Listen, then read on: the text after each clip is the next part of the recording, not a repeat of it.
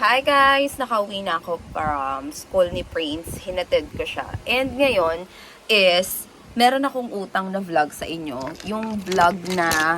Um, yung vlog na kakabalik lang ng school from vacation ng November. Like October ba yon? Yung semi-sem break. Yung mini-sem break ng mga bata. Ayan. So, itatry kong, medyo nahihirapan na kasi ako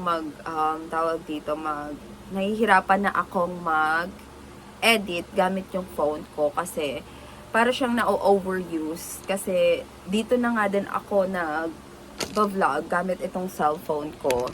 Tapos, napupuno ko na yung memory niya. Tapos, gagamitin ko pa siyang pang edit. So, parang na-overuse ko yung cellphone ko.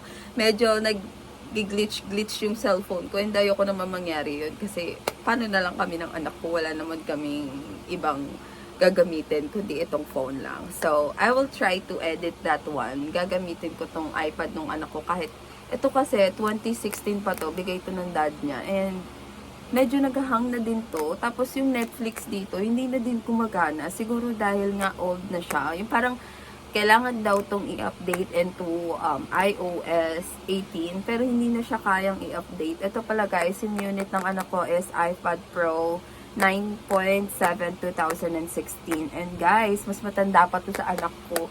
So, baka kaya ganon. Pang ano na lang siya, pang browsing na lang siya sa Safari kasi hindi na siya pang may mga games na din na hindi gumagana dito tapos super lag na niya. Pero ite-try ko pa din since last night na try kong gamitin dito yung CapCut.